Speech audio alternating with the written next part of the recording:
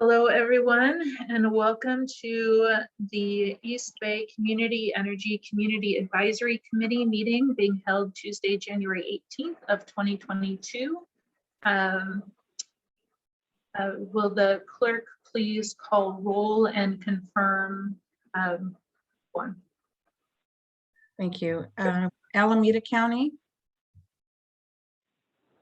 That's the wrong roll. that's the wrong roll. Okay, well, I have names. Mary Sutter, Here. Ernie Pacheco is absent. He did email me. Lorraine Souza, alternate. Joe Liu, Present. Katie Dugan, Jane French, Here. Anna Olivia is here. Cynthia Landry, Is here. Can you hear me? Lisa Hugh. Not here. William Mutzenberg. Here. Now somebody's gonna have to help me. Sylvia Swanathan, Here. thank you. VJ Larkshman.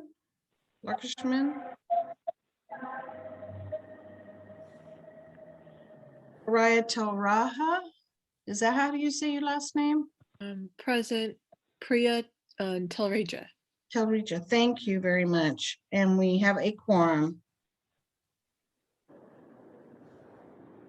Ed Hernandez, Conference of Oh, Mayors. I'm sorry, we have two new people that weren't on the old list, Ed Hernandez and Jim Lutz.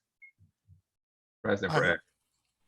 Thank you. Jim Lutz is present too. Lutz, 1, 2, 3. We have 10 members present. All right.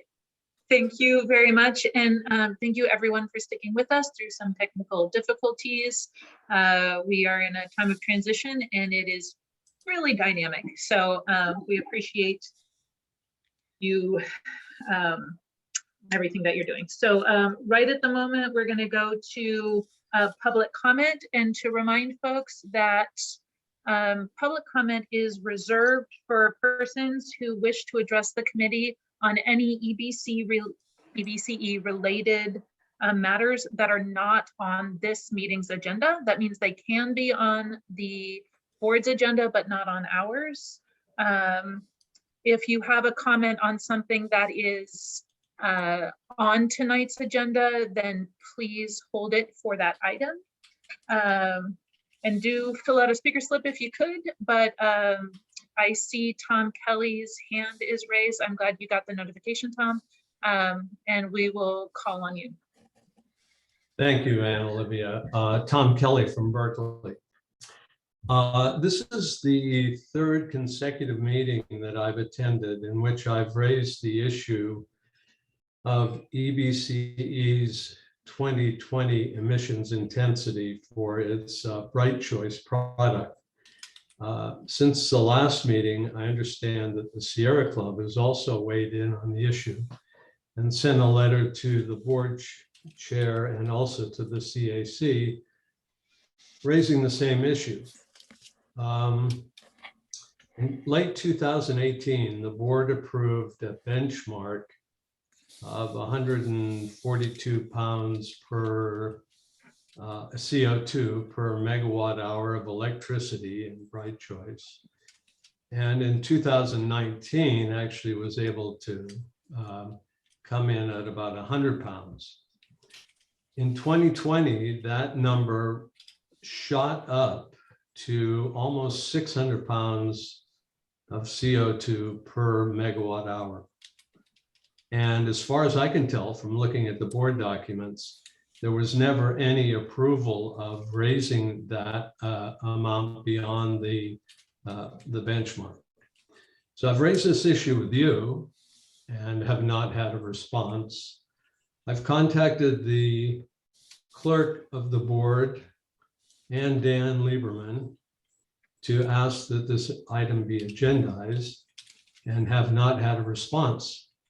So as you might imagine, as a member of the public and a an EVCE customer, I am becoming increasingly concerned about the lack of responsiveness to an issue of what I would hope would be importance to not just the CAC and the board, but to all of us who are suffering under the conditions caused by climate change, which are getting increasingly worse. So I hope that somebody on the CAC could respond to me and tell me where things are going with this and whether or not the board is actually going to take a look at it and see how it can be corrected. Thank you. Thank you, Tom. And I do want to let you know that we have heard you and the item will be agendized. We were waiting on a couple of things, but I expect it will be up next month, and I will make sure to reach out to you in preparation for that. We had it on this month's agenda, but the budget is on there, and the budget really needs to have the full amount of time allotted to it. So you are heard, and thank you so much. It has been discussed and will be agendized, and we really appreciate your engagement with this body.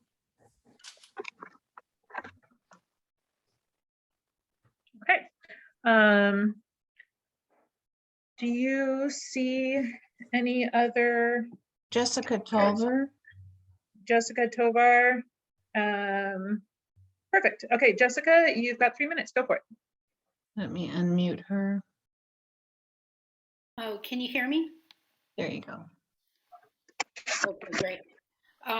Jessica Tovar with the East Bay Clean Power Alliance. And in previous meetings, I have brought up the issue, the attack on local solar policies, net energy metering. That will be heard by the CPUC soon. We were expecting it to be on the agenda for January 27th. I heard that it's not on that agenda, but we are still asking folks to tune into the CPUC meeting on January 27th to urge the CPUC not to gut net energy metering, local solar policies. And we're expecting that to be at a voting meeting in February. I'm hearing also that the calls to the governor are effective. We are urging everyone to call the governor and urge him to do something about this, because if he is serious about climate and serious about clean energy in the state of California, then he should be doing everything he can to defend net energy metering policies, and if anything, improving them so that all communities can benefit from local clean energy. And then the other thing I want to mention, I have brought up in the past as well, is the concern around East Bay Community Energy not offering community innovation grants on an annual basis, as which they are committed to through the local development business plan. Community innovation grants were brought up June of last year, and there was a vote of the board that they would add $250,000 to continue issuing community innovation grants. And I know that many members of the Community Advisory Committee have been part of that process. I believe Ed Hernandez has been one of the judges of that grant, potentially Jane Frank as well. I can't remember who else, but we do need that to continue. The intent is for our community choice to also value community innovation throughout the East Bay and Tracy. So I'm urging that be considered. And that's it. Thank you very much.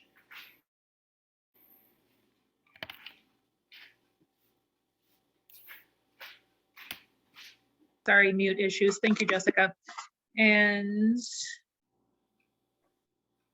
I see no other members of the public with their hands raised, so we will continue with the agenda. Unfortunately, there is an error on this agenda where the chair report was not included. It is a standing item, so I will ask if it is okay if I give that report. I need the clerk or staff to respond to No, that. there's no action. I don't think there can be a discussion since it's not on there, but you can probably report out. Okay, so it is a standing item. We should make sure that it is added to future agendas. All right, so Jessica actually touched on one of the things I was going to mention, which is that the proposed decision on net energy metering that we expected to come up in January is not on the published agenda. As a refresher, this is removing incentives and in some cases providing economic disincentives to rooftop solar. As it's being delayed, we do still expect it to come up in February. And then we had the board meeting on December 15th. At that meeting, there were several public comments around the need for community innovation grants, which I expect a discussion on during today's budget meeting. And sorry, pulling my notes up here. Their CEO report also talked about the power policies, the community choice power policies, like the giant conglomerate of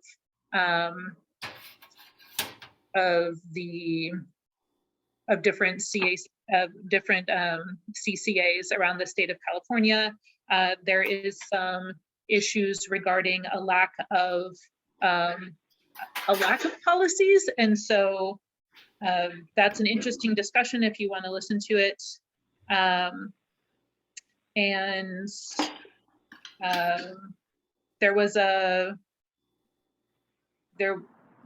motion that passed unanimously approving a fifth amended and restated administrative procurement policy this is the preference for disabled veteran-owned businesses and businesses located in disadvantaged communities that did pass unanimously.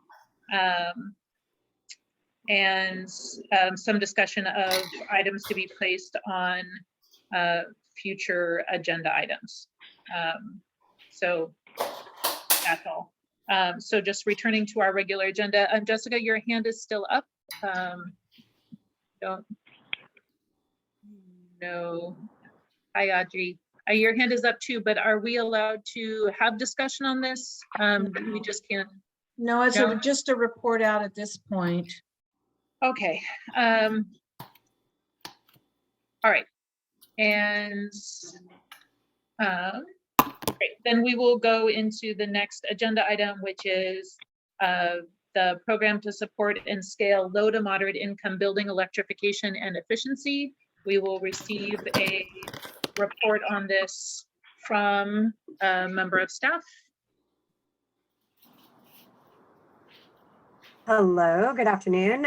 This is Becky Menton here with East Bay Community Energy. I'm also just wanting to note that a member of the public is hoping to comment on, oh, I see, they wanted to make a clarifying comment, not a public comment, but I would invite them to follow up with an email and we can hopefully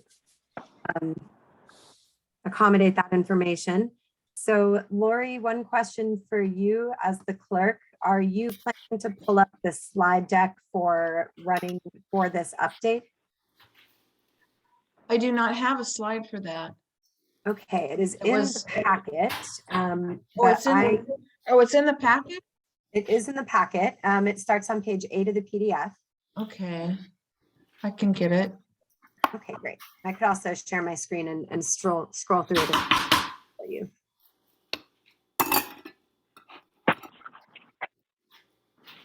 While Lori's working on that, I will start with intro information. This is the second time that we've come before the Citizens Advisory Committee with this item. We first presented, I believe, in November and shared a much more comprehensive presentation introducing Block Power, the organization we're looking to partner with, as well as some reasoning behind why we're investing in building electrification. In particular, we're pursuing low to moderate income electrification. When we presented to the Board of Directors, there were some specific informations, excuse me, Community Advisory Committee. When we presented before the Board of Directors in November, we did receive some specific feedback with additional information. So this presentation tonight is tailored around those gaps in knowledge that the board seeks a little more information on. We did include some appendix slides at the end of the presentation for those of you who may not have attended the advisory committee in November, or for those of you who may want a refresher. And I'm happy to answer any questions on those items as we get to them. Brief introduction, my name is Becky Menton. I'm the program manager at East Bay Community Energy for building electrification and energy efficiency. I'm joined on the presentation tonight by JP Ross. We'll mostly be sitting back and answering any questions that come up, but he is here as well. And at the board meeting on Wednesday, we will be joined by members of Block Power as well. So if you have any questions that we can't get to, we'll try to make sure that those get addressed during that meeting on Wednesday.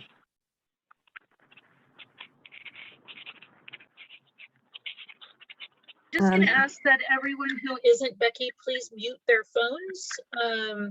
It's really loud and disruptive. Thank you. So Lori, we're looking at the Windows Explorer window right now. Were you able to pull up the presentation, or would it be best for me to share my? It's showing up on my computer. Can anybody else see it? Lori, I think you need to, if you could center the screen from your computer to, I think you might be sharing the wrong screen. Let me see here. You know what, Lori, why don't you do this? Why don't you unshare and I can share from my screen. Or, you know, Nick, I also have the slide, so I could just work. Becky, if you could just share from your screen, that would be better.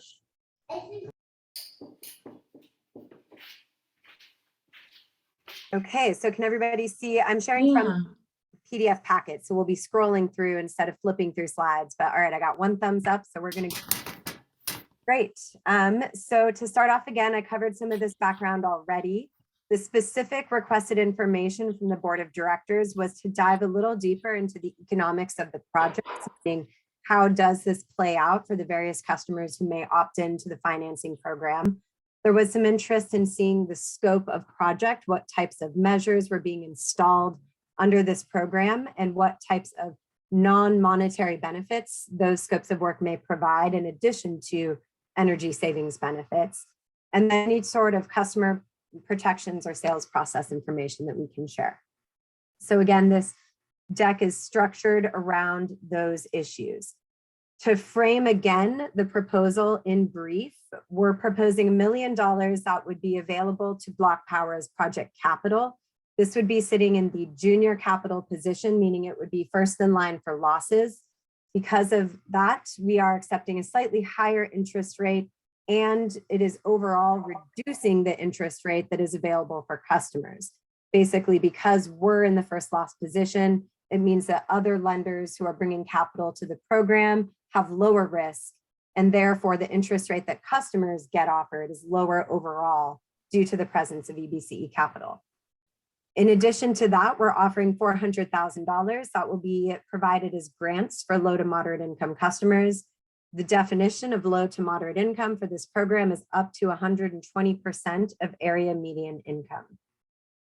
Overall, the budget impact, we have about $500,000 that were previously allocated from the local program's electrification budget, $250,000 that was intended for electrification grants to low to moderate income communities. And then we'll be coming back in the next fiscal year to request another $650,000 to make ourselves whole on this proposal. Also want to note that this is a proposed sole source arrangement with Block Power.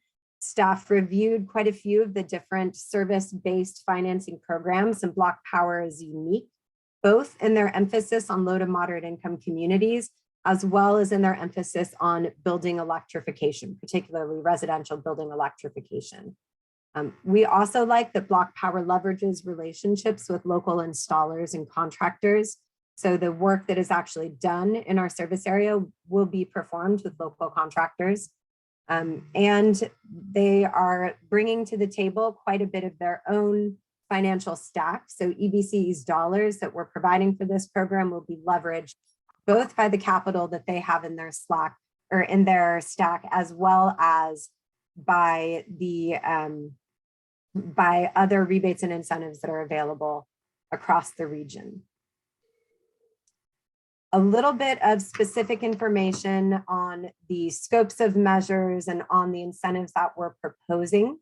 Again, the eligibility of this program is up to 120% of area median income. However, EBCE's intention here is to make sure that the bulk of incentives go towards customers who are in the lower income bracket. We think that moderate income customers, meaning those from 80% to 120% of AMI, may not need as much incentive, but for them, the subsidized financing may solve the problem. For customers below 80% of AMI, affordability really does become a larger issue. So we're directing as much incentive as possible so that we can reduce the upfront costs and hopefully make the ongoing financing cost something that is interesting and attractive to those customer groups. The samples of scopes that are being provided here, I think we touch on these a little bit below, but I do want to call out that while this program includes some of the traditional energy related measures that you might expect to see, such as heat pumps, appliance upgrades, and lighting, things that we know save energy and save greenhouse gas emissions, this program also incorporates health and safety upgrades such as lead abatement, mold and asbestos abatement, health and safety upgrades that need to be accomplished when the installers go in and check out the buildings. This program also is open to including solar and battery storage where the customer can afford those improvements. And that's a really nice package. Many of the financing programs that are available through the state programs, for example, tend to focus on only energy efficiency or only solar. It's hard to find one that bridges all of those end uses. So that's a really nice benefit of the program as well. The board had requested some specific information on the scopes of work for projects that have been previously installed. So Block Power has been active in our service area with some initial pilot projects. This is information that they provided that helps give a sense of the types of scopes of work that have already been done. You can see all of these projects include a combination of building electrification, such as mini split HVAC heat pumps, that HP stands for heat pump water heaters. These are all highly efficient electric appliances, as well as efficiency upgrades, things such as insulation, lighting.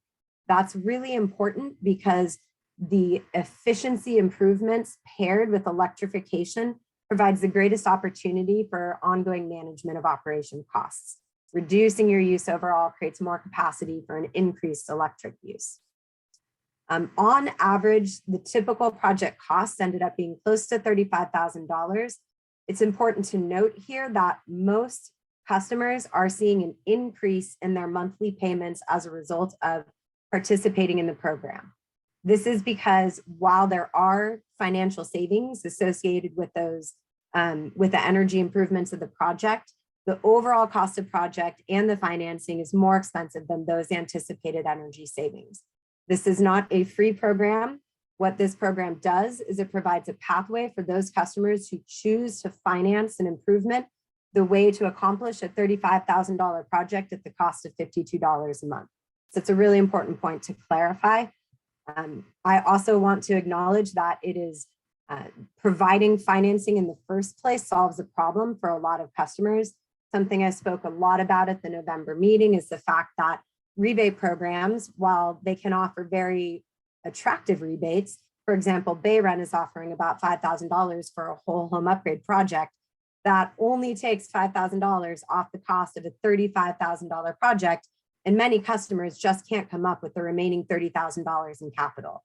Not only that, many of the customers in this specific income bracket that we're dealing with may not qualify for some of the more secured financing instruments and may have to seek credit card or other non-secured consumer financing options, which tend to come at a very high interest rate. So this program really is intending to improve accessibility of this program for accessibility of these types of projects for those who are interested.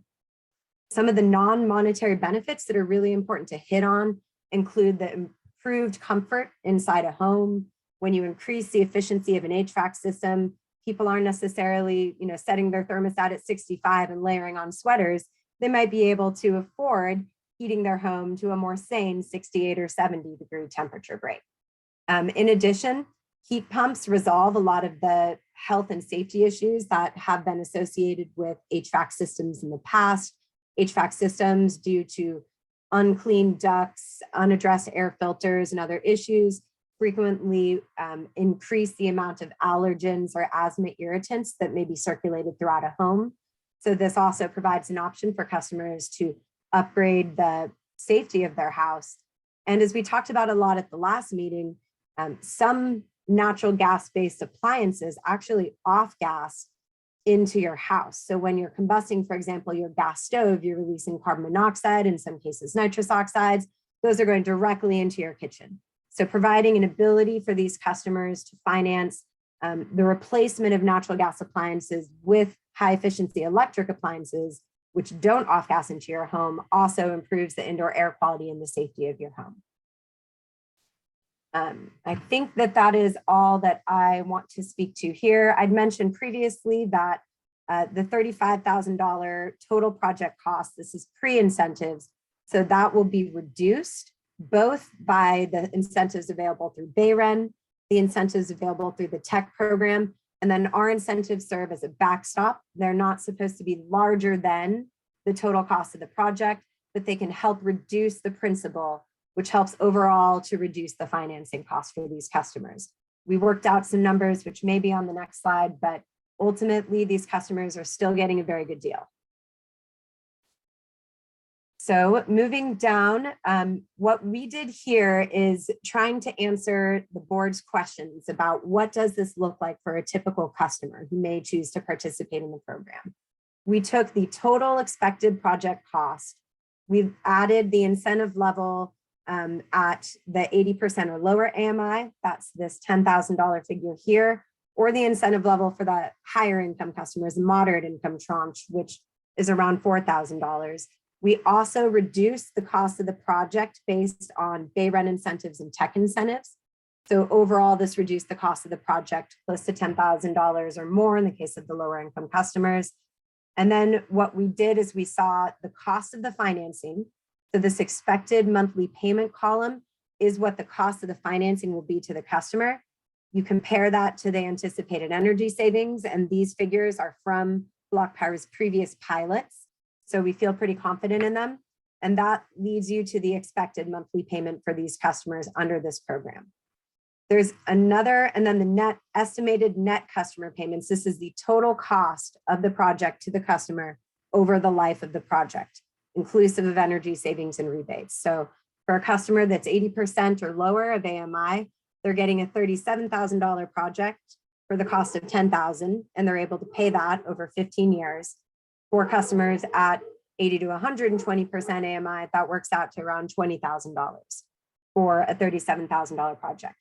One thing that I also, and then of course, in the lower bracket, we have, let's assume that EBCE doesn't get involved at all, that this program operates at the interest rate that would be available if we didn't provide project capital finance. And then let's look at what the picture would be if we didn't include rebates. That comes out to about $26,000 for any customer who wants to participate. So we are saving customers a pretty substantial amount of money, especially depending where they fall in the income eligibility.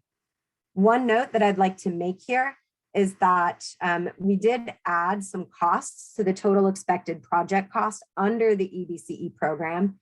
This is because Block Power is accepting prevailing wage as a result of EBCE contributing to this program. So the projects that occur under this program will be paying prevailing wage, which overall we think is a benefit for our community as well. We want to make sure that these electrification jobs are high road jobs that offer a good living wage. On the right, one of the things that you'll note is our estimate of the overall number of projects. We think, and what we hear from Block Power is that the limiting factor on the number of projects that we can accomplish is going to be the incentive level. They think that overall, and so what they've done is they've actually estimated the number of projects that they can accomplish within our program area or within the program grant allocation. We think that this is something we can look to test in this program, and hopefully the 60 estimated projects is a minimum and not a maximum. And hopefully we can find some customers who are excited to take part and don't need the full incentive level, which stretches those dollars a little further. A few slides that I want to speak to just briefly around Block Power and the value proposition they provide to the community more largely. They really have a lot of experience serving these low to moderate income customer groups. And some of the things that they've learned is that trust is very important here, especially when you're dealing with very large retrofit projects that involve different trades, different folks coming in and out of your building. They leverage trusted community partners, both for outreach and acquisition, as well as stewards who review project proposals, are available to communicate with the customers, and they source those trusted community partners from within our service area.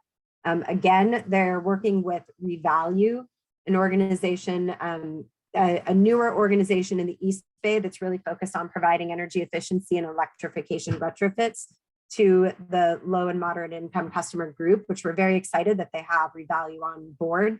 And so that's an example of one of the trusted partners they're working with. On the table here, you can see some of the other organizations that they've already started to develop partnerships with in this region. I'm going to move on to the next slide. This is really difficult to read in a presentation format, but what you're seeing here is a sample of the project proposal that would be offered to a customer. This gives you an idea of, number one, the scope of information that's being proposed, as well as the level of disclosures that are provided for customers so that they're aware of the fact that they're taking on an additional charge, that it's a financing program, that this isn't a grant or subsidy. This is also a place where Block Power, again, really leverages their relationships with their community partners who review these proposals before they go to customers to help provide a level of backstop or third-party review, make sure it's something that the customers can manage. I believe this is the last prepared slide. I think this is a really important point to address again. And this comes up over and over and over again in energy efficiency evaluations. Mostly customers are not pursuing large energy efficiency or electrification retrofits because they're trying to save money or save carbon. The largest motivations that we've seen in evaluation reports behind doing a project like this tends to rely on the health and comfort upgrades that the building can undergo. Many of the low to moderate income buildings, because they rebate-based programs typically haven't worked for them, deal with a lot of deferred maintenance. There may be upgrades that have been needed to be addressed for years, but the customer hasn't been able to afford. So this program really is looking to bridge that gap between where we've historically had market penetration and where we really need to be focusing our resources and our effort moving forward. So that's another reason why, we really think that this program is a good approach. That is the last of my prepared slides. So unless there are any additions from JP or Nick, I am happy to close at that point and turn it back over. Seeing no additions from JP and not hearing anything from Nick, I'm happy to hand it back over to you, Anna Olivier. I have a load of clarifying questions on that one, but very first, we are going to go to members of the public with their hand raised for public comment on this item before we turn to our committee. Alita Dupree, I will call on you first, and that will be followed by, sorry, I'm having trouble seeing my people here. Hi, Vaughn. All right, can you hear me? Is Alita there first? Yep, Alita's first. Thank you, Chair and Olivia. Alita Dupree for the record. My pronouns are she and her. It's a good presentation. I didn't get to hear very much of it because for some reason the Zoom didn't admit me until 6:35. And so there's a tech problem, couldn't reach anybody. Hopefully there'll be a replay of this, and I didn't get to do public comment for that reason earlier. But overall, I'm in support of this work. I'm in an all-electric home myself. I'm running on 100% solar power, and I'm aware of these possibilities. And natural gas, I mean, it is an emission-causing product. And I haven't lived in a place with natural gas in a long time. But I think a lot of reasons why people, especially those of lower income, are living in places with natural gas service is because that's what the apartments come with. And it really depends on what part of the country that you're in. And when somebody doesn't have control over their real estate, they basically have to take what they're given. And so this program will help, I hope, especially for renters to change the landscape for those who don't control their own real estate, because equity is about including those who don't have the same advantages as everybody else. You shouldn't have to own your own real estate to have clean power and clean indoor air and efficient appliances that will help you to save money. So I think this deserves a yes vote. I hope that we can get some replays, and I hope there's a way that somehow I can render general public comment, given that the Zoom would not admit me at 6 o'clock. And I'll end there. Thank you.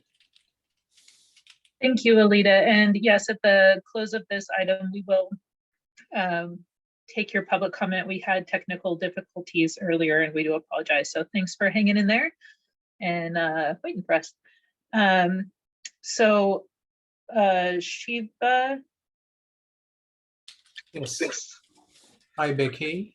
I really like the project. It's pretty comprehensive, reaching 60 LMI customers on a pilot basis, and hopefully we'll be expanding. Couple of questions. Is this open for renters, or who is a leaser in this, and who is a leasee of this agreement? And is Block Power a approved lender or leaser financial service provider in California?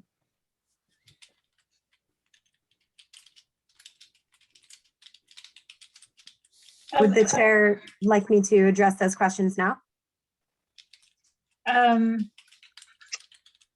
Actually, I apologize. This was my error. It was totally my error. Shiva, are you okay with holding that till we're done with comment and then we'll go to you first? Sure. Thanks so much. Again, deep apologies there. So Vaughn, you had your hand raised, and then Audrey. I'm assuming you can hear me. I unmuted.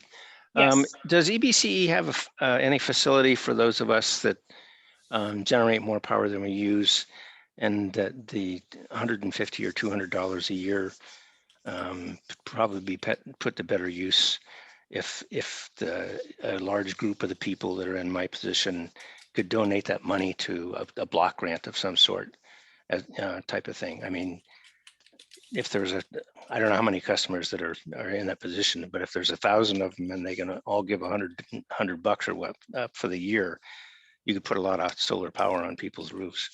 I don't know if that facility exists or if there's some potential for that to be the case. That's my comment. Thank you. Thank you, Vaughn. Audrey? Unmute, please. Thank you. This is Audrey Chino, Say Speak Clean Power Alliance. I have to echo Alita Dupree and others' problems trying to make a public comment. And hopefully my main point was about the attack on rooftop solar. But my question for Becky is that are these estimates of project costs based on anything real? And I ask that because, or current, I ask that because obviously electricity costs are unpredictable if the CPUC goes through with its proposal.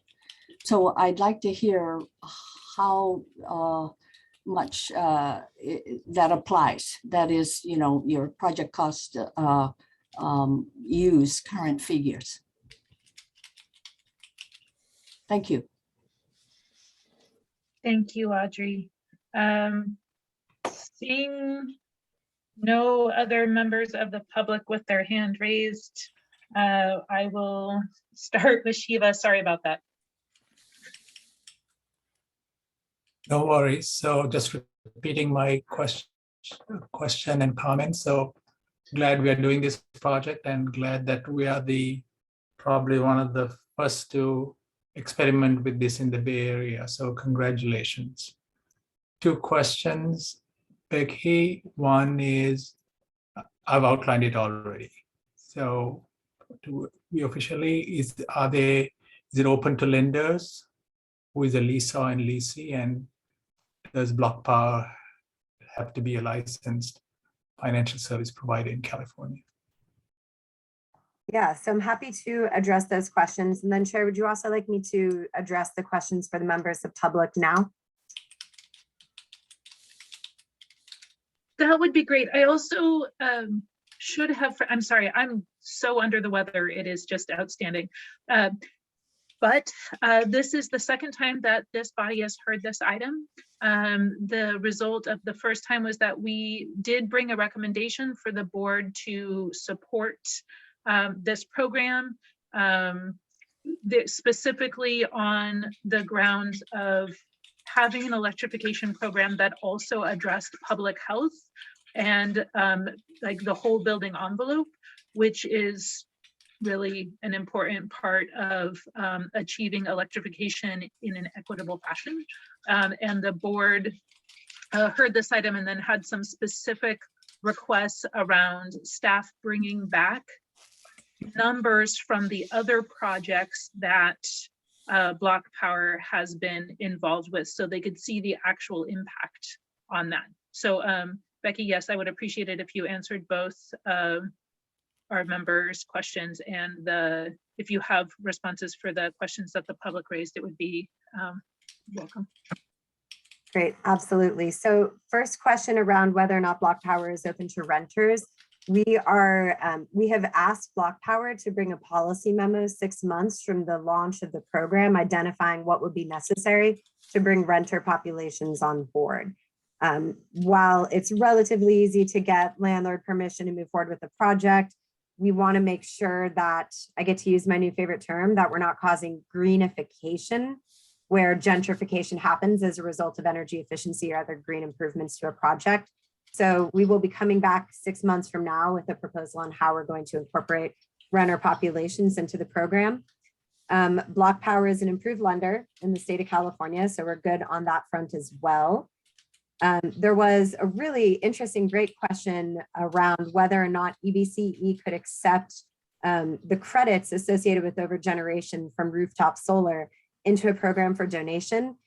We don't have a program like that currently. I'm not the best person to speak to whether or not we could set something like that up in the future, but I think that's a really wonderful and generous idea. So I'll throw that one to our account services team.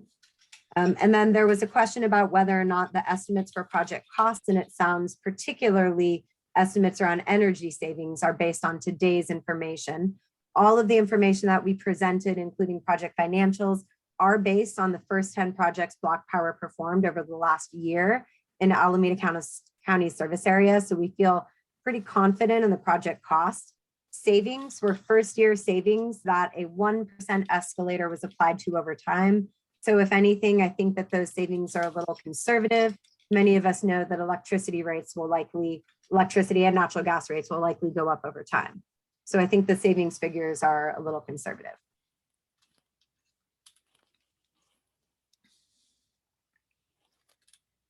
Shiva, did that cover your question? Yes, and who is a leaser and who is a leasee? The leaser in this arrangement would be Block Power, and in fact, they retain ownership rights of major appliances and register a fixture filing on the property with the county, which is like a very, very, very, very, very light form of security, which we can talk about more. The leasee would be the building owner, which again raises the issue of how we address renter incorporation into the program. Great, thank you so much. That was fantastic. Jim, let's you are next. Yeah. Let's see. Just for clarification, Becky, the grants from EBCE, I assume they're given to Block Power, not to the customer, but I wanted to clarify that. Yes, that's the idea. They're intended to reduce the cost of the project for individual participants. So they will be assigned on an individual project by project basis, but the function of those grants is to reduce the cost of the project. Okay.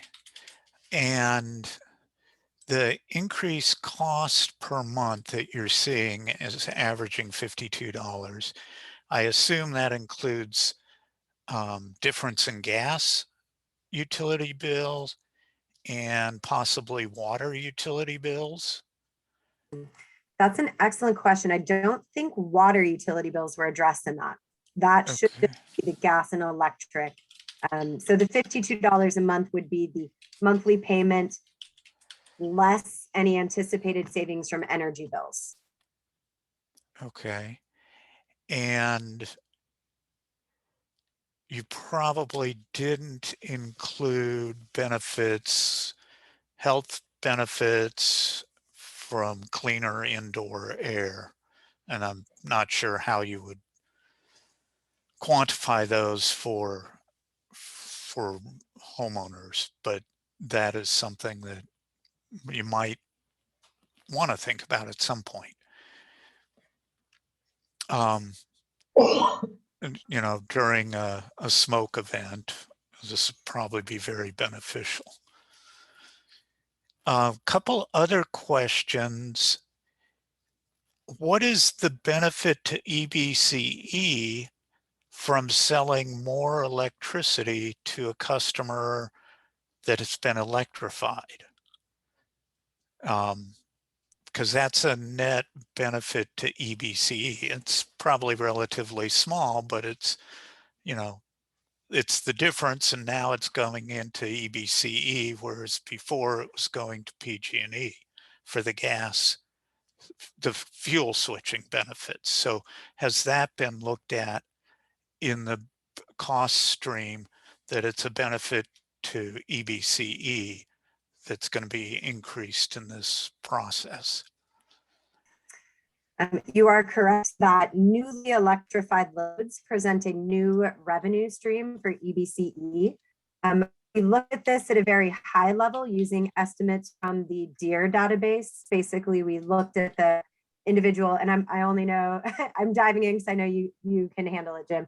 The permutations within the DEAR database indicate when there's a negative electric number, which we assume to mean an increase in electric load. And we did some back of the envelope estimates to guess at what that additional revenue stream might be. Where it gets really tricky is that these are largely residential appliances that anticipate to turn on between that 4 to 9 p.m. evening peak in most cases. So we'll be working with Block Power to pursue load management strategies as a result of this program as well, to try and help customers understand time of use impacts and how they can manage their bills. But when it comes to whether or not this is a straight new revenue stream for EC, we aren't sure yet, and we're still exploring that. And you can't tell that from the data from the 10 pilots that have been. You know what, Mr.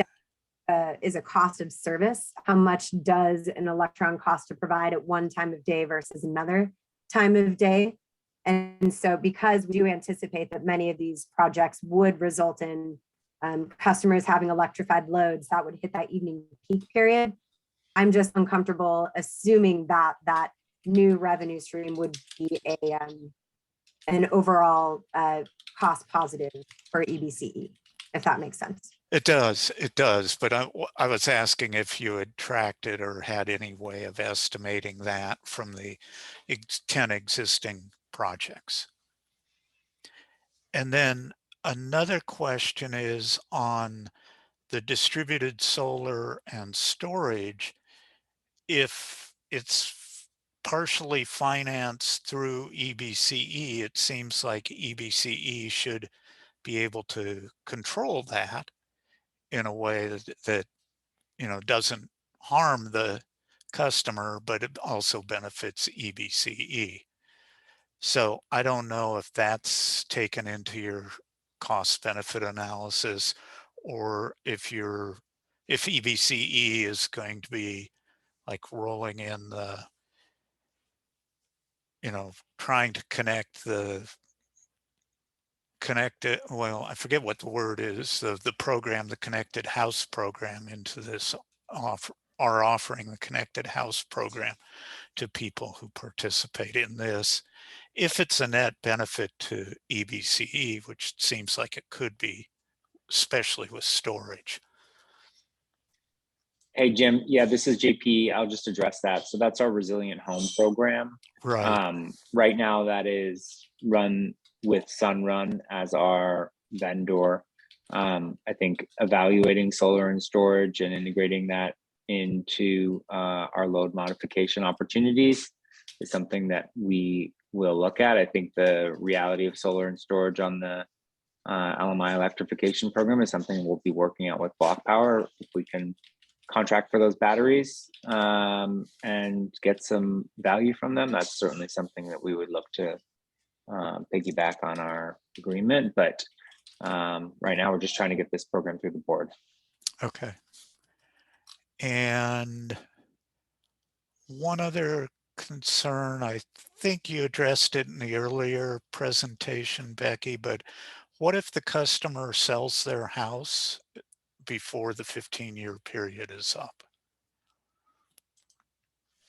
So that would be an arrangement between Block Power and the building occupant, but my guess would be that it would become an off-balance sheet arrangement where the customer continues to make payments while no longer occupying the home, and or they would have an option to buy out the remainder of the financing.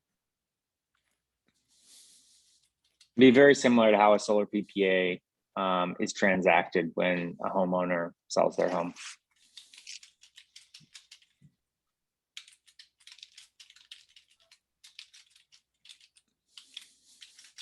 Okay, so those are my questions. Thank you, Jim, and thank you, staff, for your really thorough responses. It's awesome. Ed? Good evening. Yes, thank you. Thank you, Chair Eldred. Thank you very much, Becky and JP. Awesome to see you here. My question was simple. I was reading the packet, and maybe I'm a little late, so they understanding more about this $1 million loan. But I posed a question in my Twitter thread that got about 1,200 views, and then maybe I think a like from East Bay Community Energy. Could this be possibly a forgivable $1 million loan? That we're doing really well. And later we'll see in the mid-year review that we're exceeding expectations on that budget, and we're about 148 over expected revenues because of an increase in service rates and lower costs because of the prepays that are out there. So that's just really my question, and just doing a deeper dive on the organization, Block Power. I think they want to make buildings into Teslas to really electrify, and they're looking at the casualties of buildings on fire, people dying because of space heaters, and really moving them forward. So by not burdening them, Block Power by this $500,000 sort of cost of getting the capital at 5.5%, which I didn't quite pay attention to the risks too much. I know that, but even though with small business loans, maybe 3.25%, what have you, it seems like we're charging a little bit more. So my 2 points of concern was, could it be a forgivable loan? If not, could it be a lower interest rate? And would these folks be more of a sole source option because we're providing a specialized resource. And knowing from my past role on city council that we've done forgivable loans if they meet these thresholds. And I'm thinking that we're in a cash position to do so. And these dollars are really supposed to go back into local investment in our community. So I just want to see that I don't necessarily want to be a bank. And that's why I saw when I was on the board, but how we're really adding value to the community through those innovation grants that we worked on, JP. I think there's value there. Is this a place to do that as well? And that's So, I mean, I think that's an excellent question and I get to say that that one's above my pay grade, but I Becky, will. I'll answer that one. Yeah. So, I think on the question of whether or not the loan can be forgivable, I think for this program, the answer, at this point, our staff view, my view is no. This is a novel program that we're implementing. We are receiving a return. That return will be reinvested in future programs and more scale. When we think about local development and local investment, one of the core principles is scale, and providing a forgivable loan to a company based outside of the Bay Area, to me doesn't sort of meet that sort of driving scale. What drives scale is demonstrating this program works, making a sufficient return to recycle capital back into future incentive programs. Onto your question about the interest rate, I think this was a negotiated rate that what I would say it was a very friendly negotiation. This was not EBCE seeking to extract an additional 0.25% or 0.5%. This was really a very friendly back and forth with Block Power, and the feedback we've gotten is we are several percent points lower than the commercial credit that they have available. So the rate which we are charging is providing really meaningful benefits to our customers. And again, I guess getting to proof points, I think if you get to a loan that's too low, that's not a replicable loan. So what we're trying to do is find sort of the Goldilocks zone for interest rate that is low enough to make a difference, but not so low that they're not going to be, as we demonstrate that this model works, there may not be other sources of capital that are much bigger, right? EBC is not going to be in the business of lending tens of millions of dollars a year to programs like this. There are going to be financial institutions that do that. If we can prove that this works, our goal is to attract those financial institutions to invest at that 5% type of rate, where today commercially this is more going to look like 8, 10 or more than 10%. Yeah, just asking the quick question. Thank you very much for staying on to the response to it. I just noticed that Block Power just got a $5.5 million grant from the Bezos Earth Fund, but we're not that. But at least we want to present the option of what's that going on? How does that work? How does that look? And I know that we're doing $400,000 grants, but just trying to understand further if East Bay community is going to do more lending like this to get our ROI when you're in such a strong position, but just coming and back up to the party, trying to understand what you guys are up to. Those are my thoughts and my comments, and thank you, Nick, for addressing them and stuff. Thank you, Member Hernandez. Mary Sutter, you're next. Great. Thank you. And I just have a quick clarifying question. When I think of the customer and what they might be going through, I had a couple other questions that were already answered. So my single question left is the income self-reported or is it verified? I do believe that there is a requirement for document submission under the underwriting criteria that was provided to us. They evaluate the debt to income ratio as part of an underwriting procedure. A customer has an option to appeal an underwriting procedure if they don't think that they were fairly excluded from eligibility. So the answer to that question, as far as I know, is yes, they are required to submit some level of income verification information. Okay, thank you. Thank you, Mary. Jane, you're next. Thanks, Anna Olivia. Yeah, a lot of my questions were answered too. The one thing I do just want to lean into a little bit more was Audrey's comment regarding the expected monthly savings. Just to understand a little bit more, what's the benchmark for that? You know, yes, there may be more efficiency, but at the same time, gas is a lot cheaper than electricity. So, you know, anecdotally, you know, when speaking to community members, neighbors, you know, those who have increased electrification are also seeing increased monthly bills. So I'm just, you know, kind of curious to learn more about, you know, what your assumptions are on that $87 monthly savings and, you know, how realistic that actually is. You know, especially given time of use rates, the cheaper cost of gas. And, you know, also, you know, is that assuming everybody does all of the efficiency upgrades, and is that optional for people? Do they have to, you know, do they have to do all of those in order to qualify? Do they have to also do the insulation and the windows and all of these other things, right? Or could they be doing piecemeal little things of it and then perhaps, you know, not be seeing the full benefit? So just would encourage you to lean more into that $87 monthly saving assumption, and gut checking that against, you know, what's going on in the market right now. Yeah, so just that briefly, two things. First of which is that was an average savings number as reported across the projects that they had already performed in the East Bay area. So that turns out to be about an average figure. I have found that electrification is most affordable when it's supported by deep efficiency. So I think you're right on in recognizing that is a reality of increasing affordability. The third thing I want to point out is that customers have agency in this program. They have an option to sort of select and pursue a scope of work, and they agree to a financing arrangement that is based on that project and that proposal. So nobody is being forced into a program or something that they want to do, which I think is also a really important point to underscore. If a customer can afford that additional dollars per month, then this program provides them an option for pursuing a retrofit project.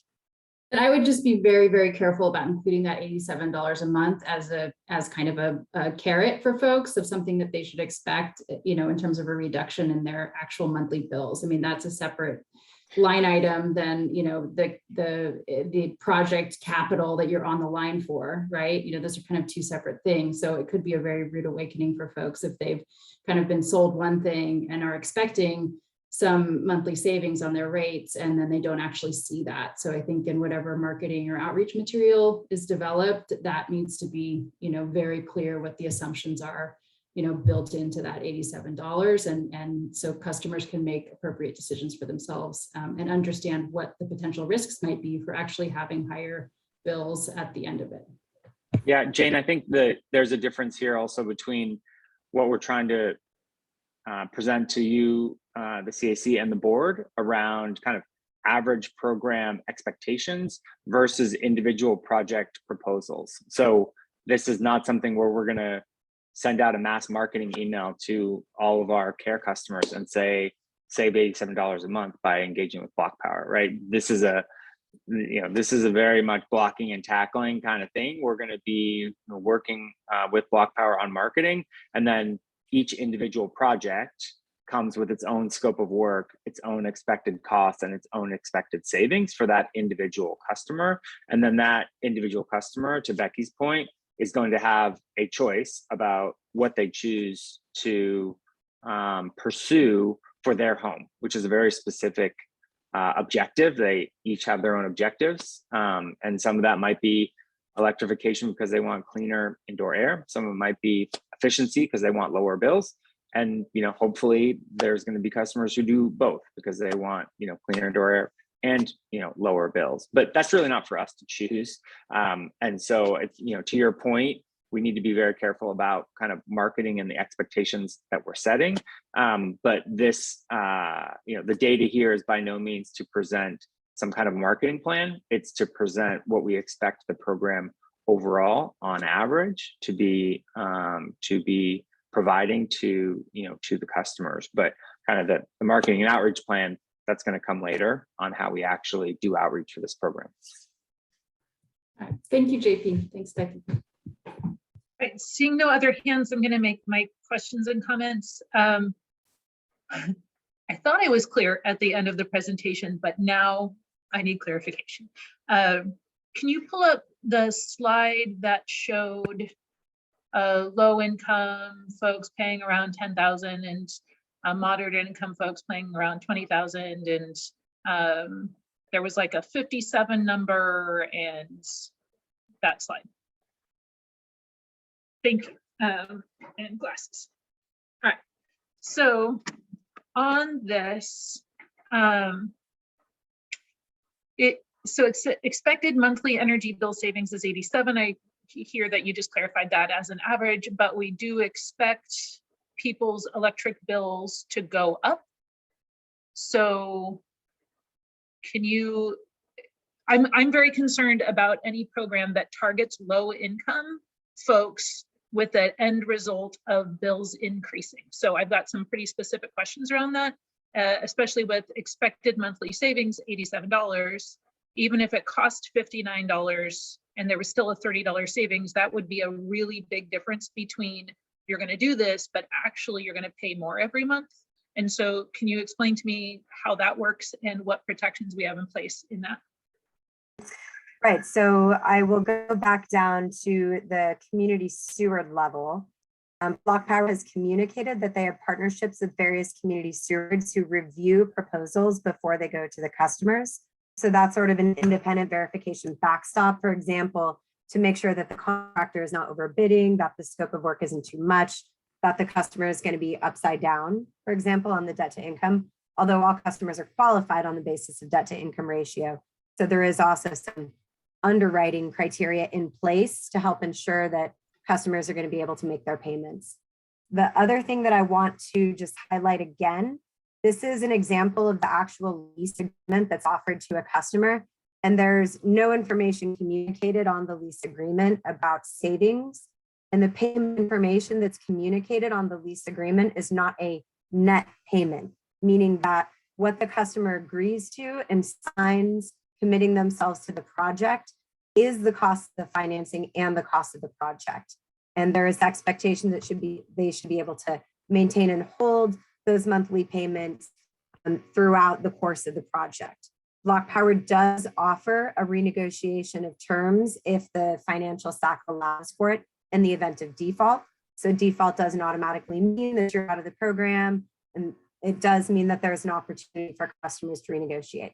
Again, I think I'd just like to underscore the idea of agency here. I hear you loud and clear in the fact that we don't want to be unfairly burdening these customers, but I do also think that there are many customers within our service area who would be excited to take advantage of the opportunity to install a $37,000 project at a lower monthly cost and may not have other options available to them through existing financing mechanisms at this point.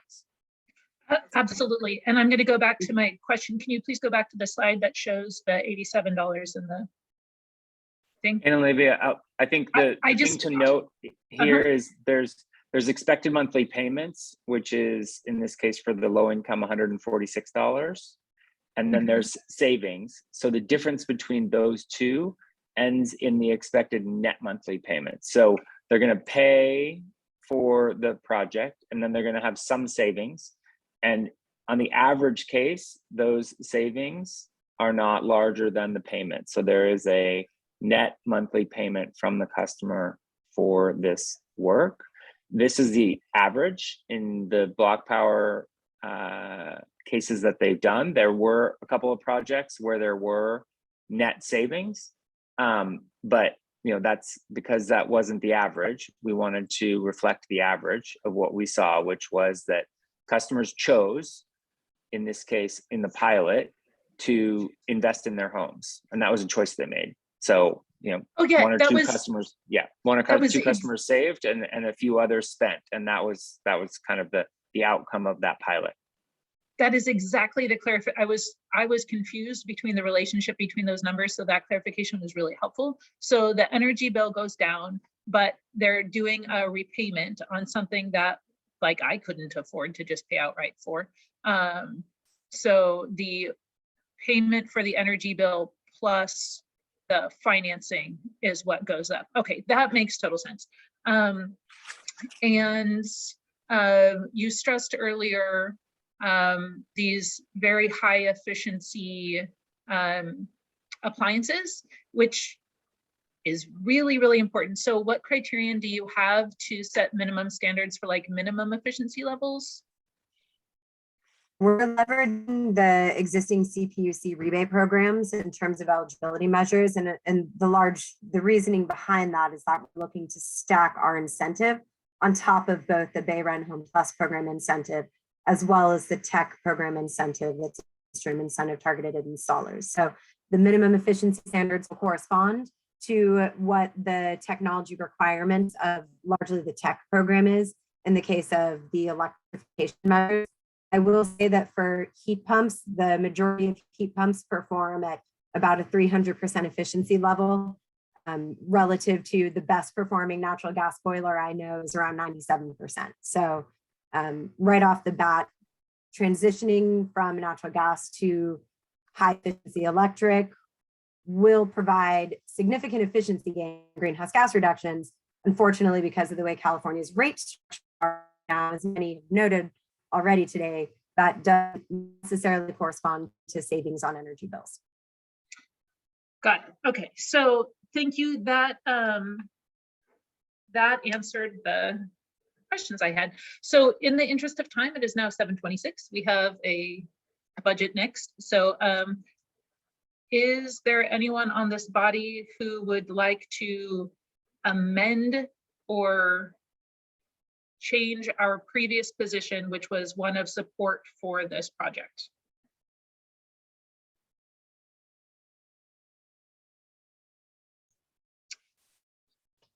Member Hernandez? Yes, I'm happy to support it. Just adding my comments about the, maybe not now, but in the future, about the givable loan concept. And it's not something that people are considering, or at least EBC is not considering, but hopefully that can be considered in the future.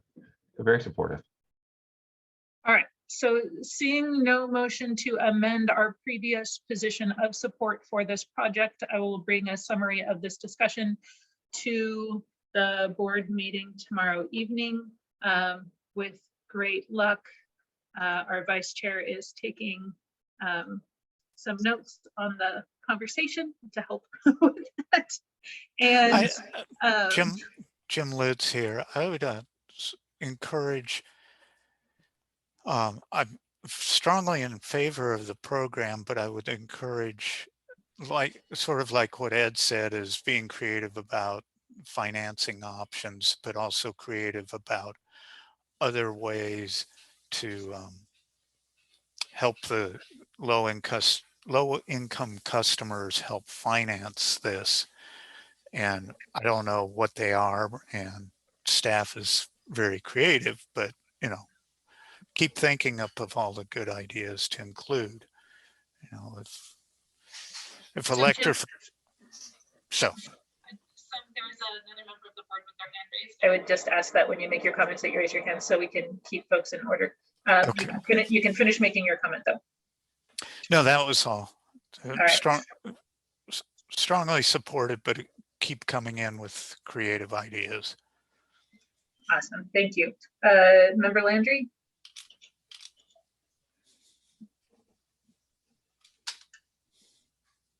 Cynthia, you've got your hand raised. You may be muted on your side, but you are not muted on ours. All right, we are gonna move on from that. If we need to come back, Cynthia, we can do that. At this time, I will actually ask the members of the public who missed the opportunity to make public comment, if you are able, if we can do that at the end, it would be really great. I would like to have staff make a presentation on the budget. Excuse me. Olivia. Yeah, go for it. Yeah, I was on both my phone and my, I was on two things. Okay, I'm sorry. Based on what the two members, Ed Hernandez and I believe Jim just stated, I wonder if we should, I wonder if an amendment to the motion should be offered to include potential, how do I want to say it, options for low income customers in terms of, in terms of maybe paying down part of the debt rather, or maybe somebody could help me frame that. But I think what I'm hearing is, well, definitely support for the program, but ways of mitigating the cost to our low income community constituents. Yeah, I feel confident in being able to summarize that and bring that in the discussion to the board without a formal amendment. It just seemed like a thing that folks are agreeing on. So Okay. Thank you for bringing that up, Cynthia. Thank you. Okay, great. So we will move to the next agenda item, and then we will go to public comment. So the next agenda item, sorry about that, is the computer being frozen. It is the mid-year budget report, which here should be listed as action as opposed to informational.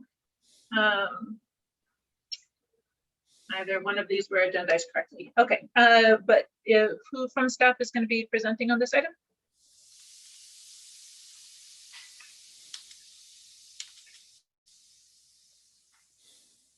Jason, are you on? I believe Jason was going to be joining us. Let's see if he's over as an attendee. Jason is Jason Bartlett. Yes. I am Yes. putting you to a Thank you. panelist right now. There you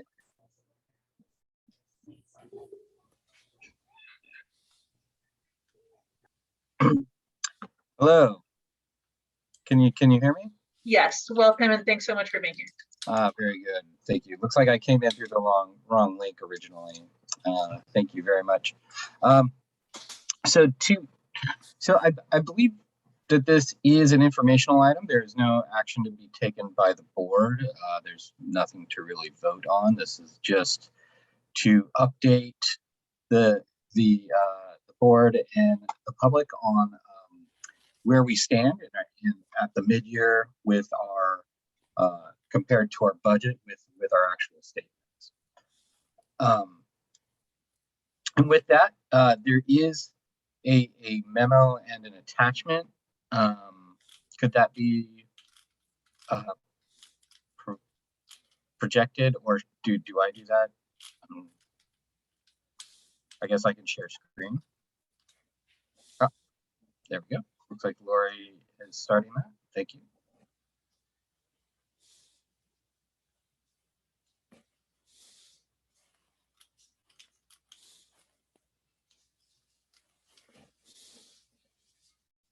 And just to get it started while we wait,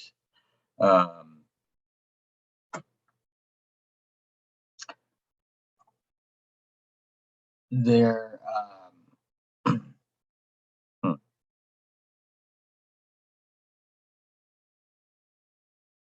I can project screen. Can you see it now, Jason? I'm not sure what this is. It's the exhibit A. Oh, that's the payment schedule. I'm sorry. Hey, Jason, could you project? I think it'd be better if you just can share screen from your computer. Sure, if that's okay. Yeah, I think that would be best. Thank you. Okay. Let me do that.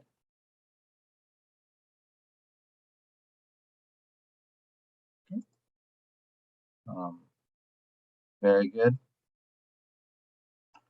Looks like I have the technology.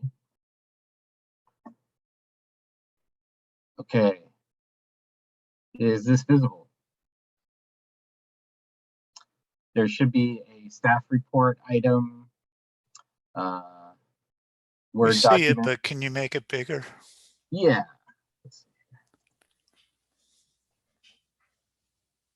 Is that better? Yeah, that works. Great. Thank you very much. So again, Jason Bartlett, Finance Manager at East Bay Community Energy. This report compares the financial performance for the current year, which our fiscal year runs from July 1 through June 30th.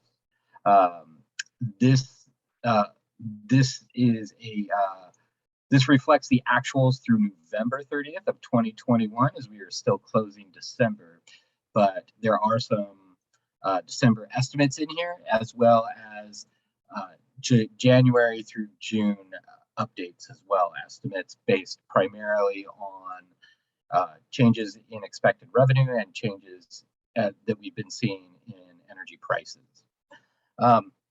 So to give a kind of high level highlights and assumptions here, this down here is also a graph relative to the revenues.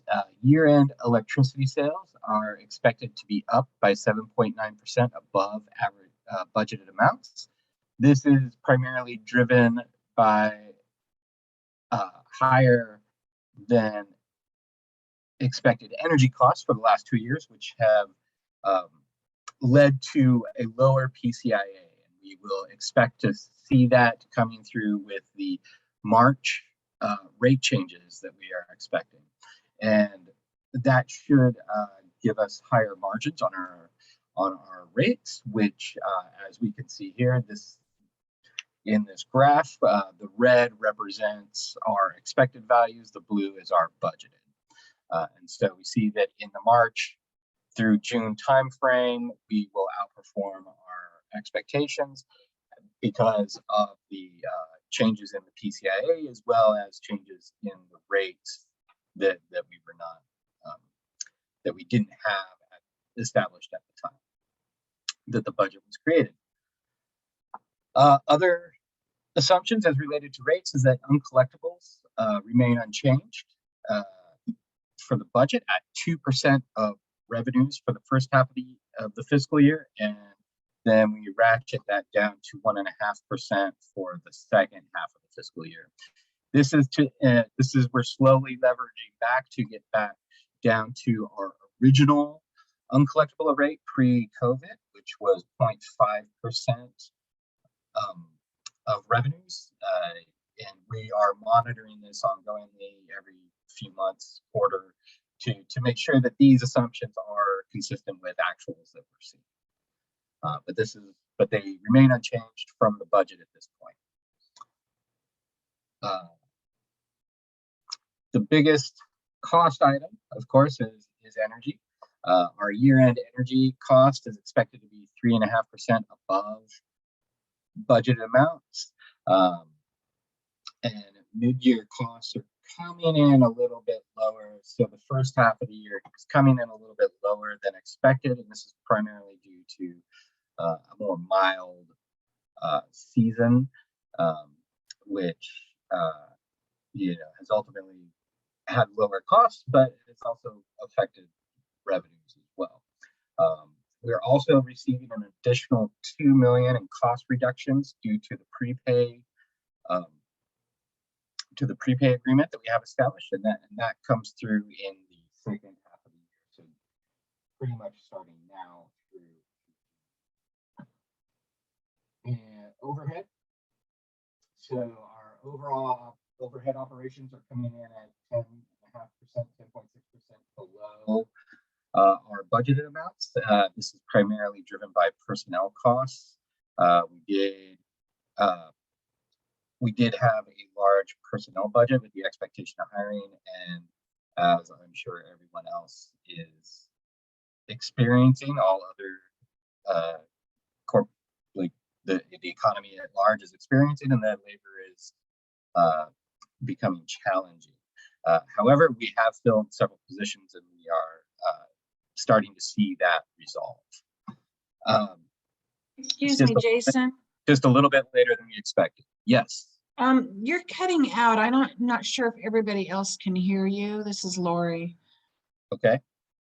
Does everybody else can hear okay? Cannot hear, it says the speaker. Yeah, it's very inconsistent, but it does seem like your microphone may be directional. And so just as you move your head, it's not picking it all up. Okay, I will. I did get a comment from an attendee that they could not hear. Thank you. Thank you for bringing that to my attention, Lori. I will try. And Olivia, I will focus directly. Hopefully that'll help. Our non-operating position, which includes interest earned on cash that we hold in our accounts, as well as fund transfers, such as our transfer to the local development fund, as well as grant revenue and expenses as they relate to capital expenditures. This is above our budgeted amount, and essentially due to the new building purchase. We are seeking financing on that, which will eventually get us back down to our budgeted amount. But this is where it currently stands. Our net position for year overall, as we see, is expected to perform very well in the second half of the year, and putting us well above our expected values. Now, I have, as an attachment, I will zoom in. So this is the columnar comparison of the budget that was passed in June of 2021 to the actuals that we are seeing through the halfway point, as well as expectations for the second half. As we can see, this is a 7.9% in sales, 3.5% increase in electricity costs, and of course, reduction in overhead, leading to the eventual bottom line substantial increase in net position by the end of the year. Keep in mind that we have been seeing a lot of volatility in energy costs these last few months, and it is continuing. So this number is a little more dynamic, but this could be served as a pretty good estimate. Thank you.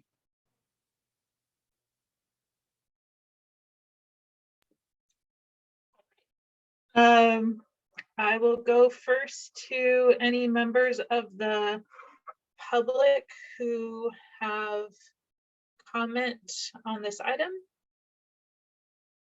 I'm seeing no members of the public with their hand raised. I will go to Mary Sutter. Great, thank you, Olivia. Jason, my quick question for you is, I think I know why, but I want you to help me understand and explain why the local development funding, which is like this 9 million, is the same budgeted versus actual. I think it's because I mean, I know it's not costed out the same way because these projects get accrual and they're said that they're going to have that. But I guess, is this a bit of a simplification, or has all 9 million of that actually been set to be paid at some point in the future? Right. Thank you. That's a very good question, Mary. And let me try to be clear on this. This year has been at the end of last year, we did establish the local development as its own separate fund. And this view here of the budget is specifically for the general fund. And so that 9 million is a transfer from the general fund to the local development fund. The local development budget is reported separately. And so the actuals that they incur in terms of expenses or costs will be represented relative to their overall fund balance. Okay, I think I understand. So the expectation, though, is that 9 million will be spent. That 9 million, because there's no difference there in between what you budgeted and what's actual. So yeah, so it will be spent eventually, yes. Okay. Is it spent this fiscal year? No, I understand TBD, that. Yeah. but it is removed from the general fund balance Okay. and put into the local fund balance. And that's why that is a zero difference.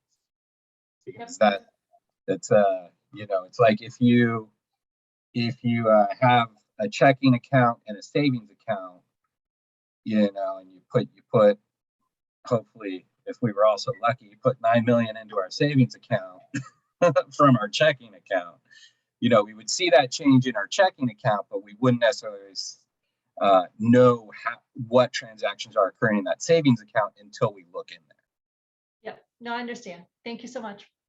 Thank you. Mary, Jane. Next. Thanks, Anna Olivia. Thanks, Jason, for the presentation. I just want to bring up again the community innovation grants, especially in light of the positive position that we see ourselves in.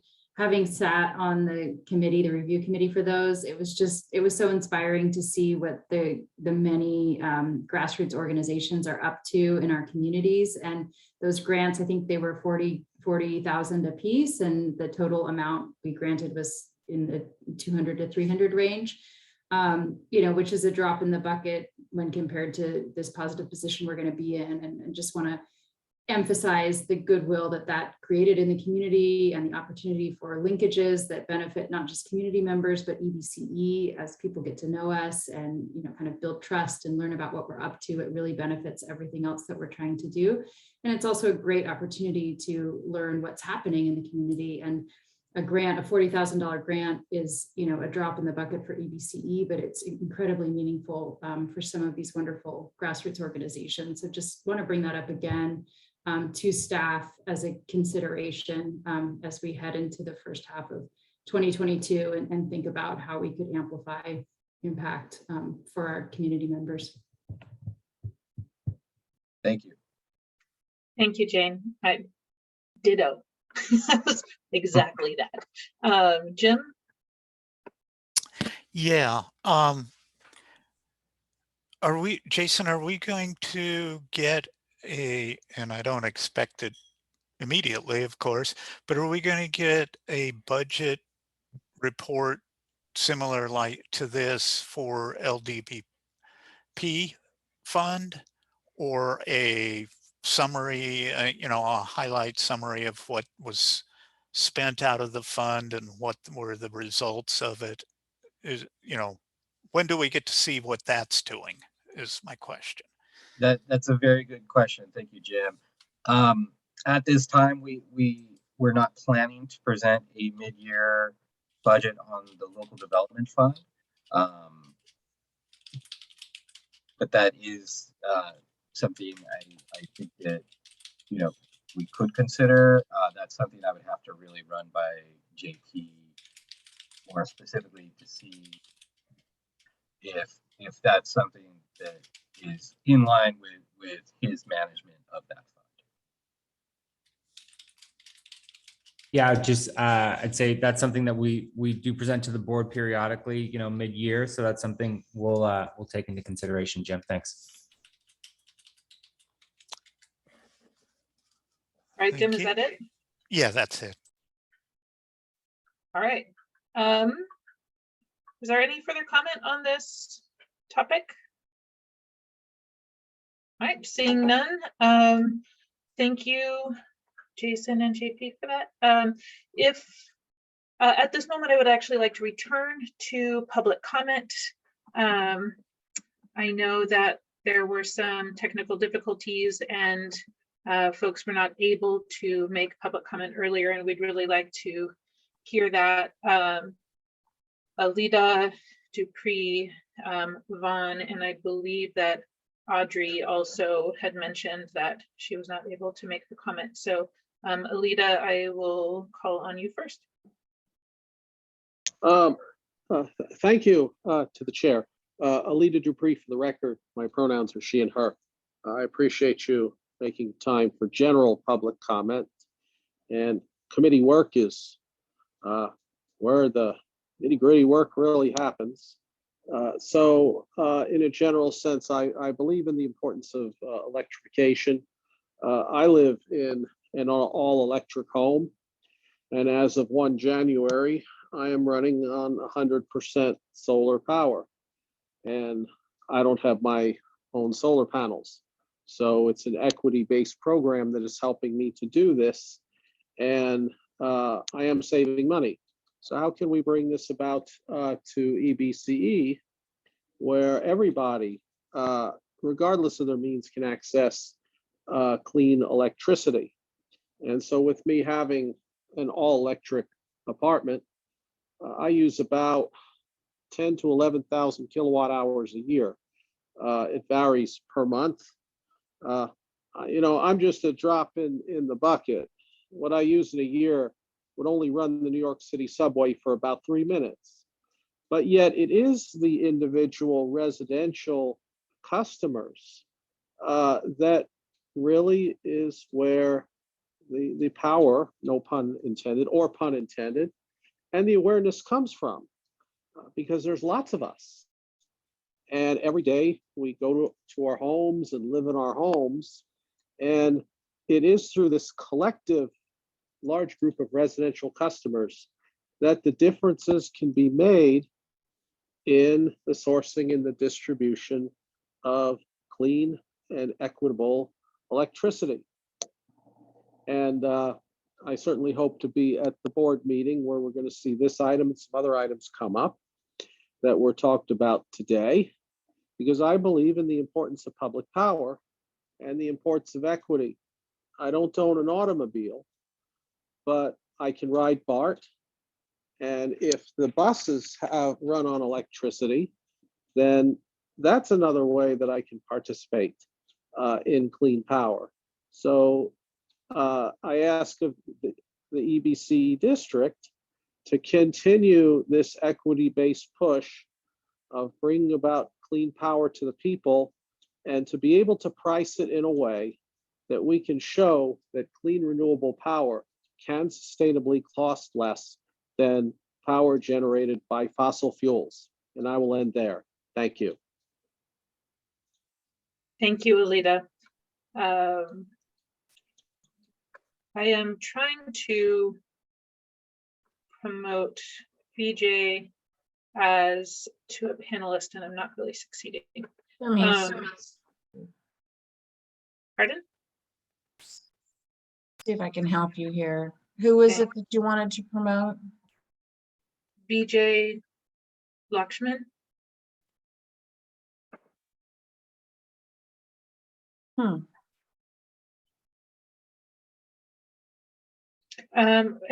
While we're working on that, Vaughn, can you can make your comment? Okay, I'm assuming you can hear me. Yeah. During the ramp up of the PG&E grab-ons or stuffing of rooftop solar, I've seen articles in the paper and other things in webinars about people that say, well, what's going to happen is the people with solar will just go get long duration storage and just go off the grid. I actually attended a webinar with a gal that runs the EPRI, the Electric Power Research Institute, and I brought that question up. I said, if you can get residential long duration storage, 12 or 14 or 20 hours, then I personally would just go off the grid myself. And she said, and her response was, yeah, we recognize that, and that's what we're trying to head off.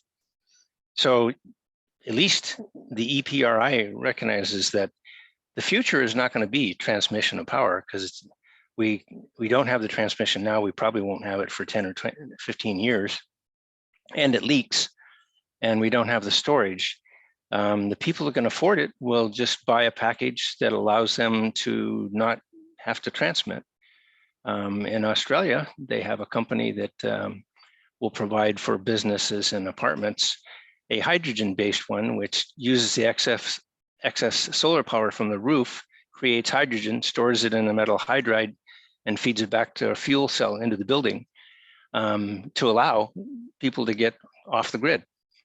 And solar's a lot cheaper in Australia. So the push seems to be that that's where things are going to go, maybe not immediately, but that would essentially put EBCE and PG&E and all those guys kind of out of business in the transmission business. I'm wondering or hoping or suggesting that maybe the folks at EBCE should start going that way and looking for microgrid type of thing with long duration storage, because that seems to be the most likely way to go to actually have a fully resilient bunch of microgrids instead of major transmission that has big possibilities of failure and causing damage. Thank you. Thank you, Vaughn. Audrey, did you want to make your public comment? Or I guess if you do, raise your hand. You've mentioned that you're not able to do so. Yes, all right. You are next. Thank you. Thank you. Actually, I wanted to wish you all a happy new year, the year of the rat. And call your attention, of course, to, the attack on rooftop solar, which is so, as the previous speakers have indicated, are so essential to a more democratic arrangement of our power system.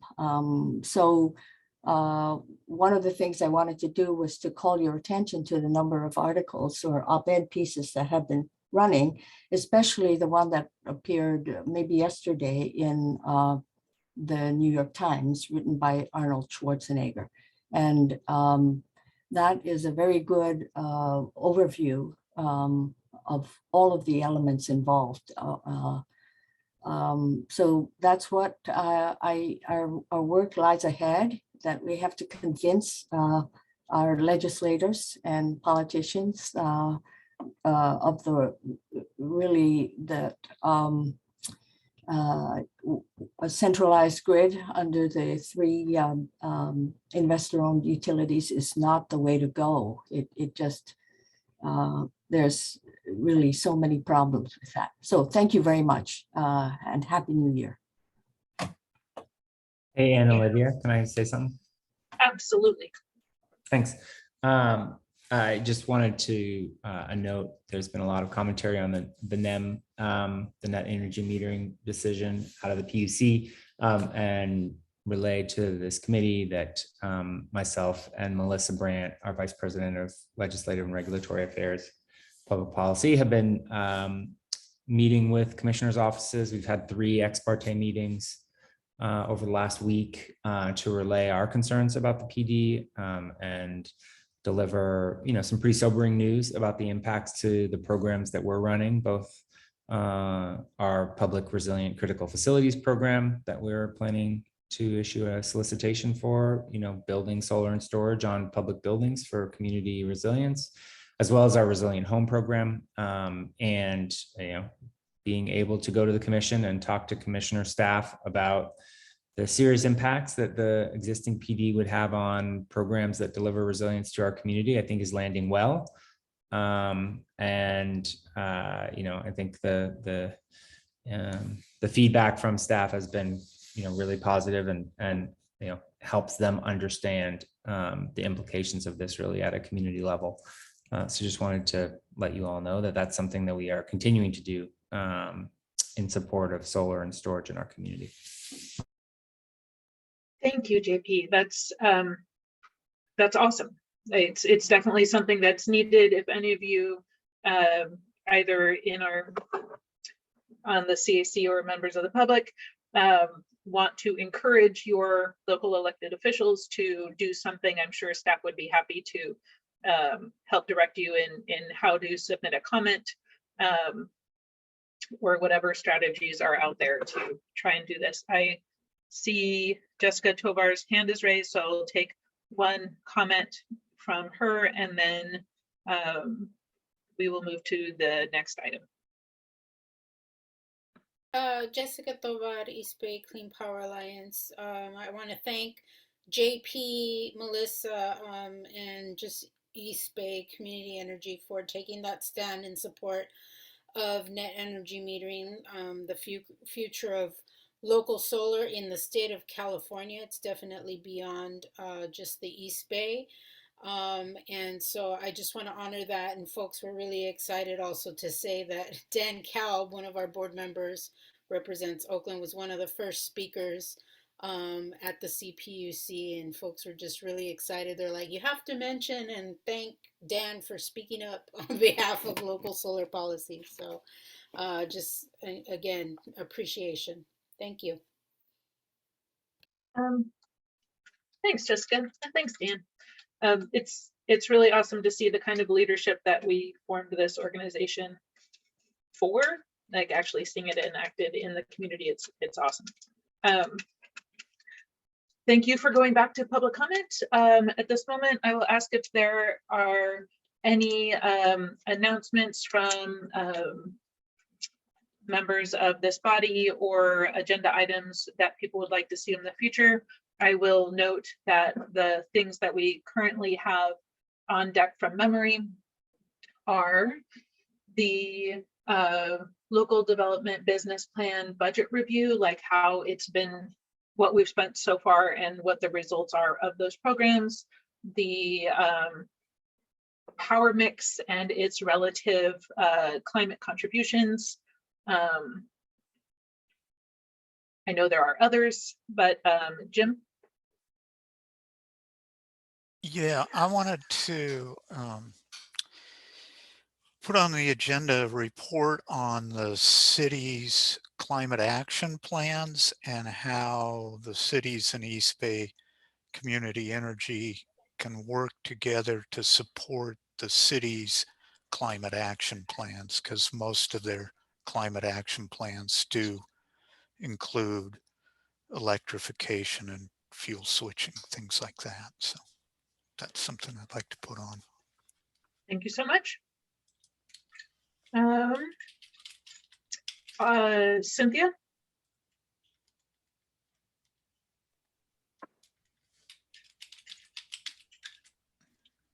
Yes, thank you, Anne, Olivia. I would like to, I know you alluded to it, but I would like officially to put on the agenda the item that Tom Kelly has brought up regarding Bright Choice and the energy content. And if I don't know if I got the letter from the Sierra Club, but I'd like to see that also attached to the packet. Yes, that should decidedly be attached to the packet. I have not received it either that I am aware of, so we'll make sure that all communications that were sent out get distributed to everyone, because that's a requirement and just good form. Jessica, is your hand still up or is it? Nope, it is not. Okay, great. Sorry. You're good. Okay, with that, I will call this meeting to a close. We will adjourn to February 14th, 2022. If you do not believe that you will be able to make the February 14th meeting, please let us know right away.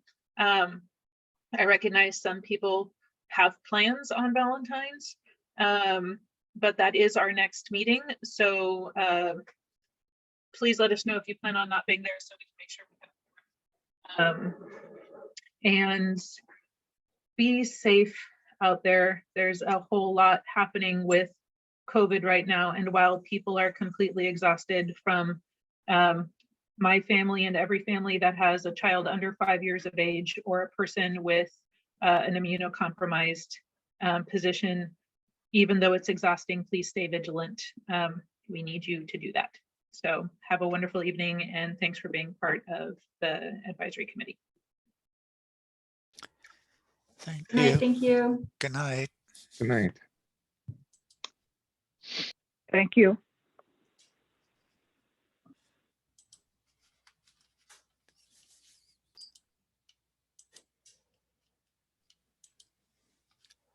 Lori, this is Vijay. I won't be able to make it on the February 14th.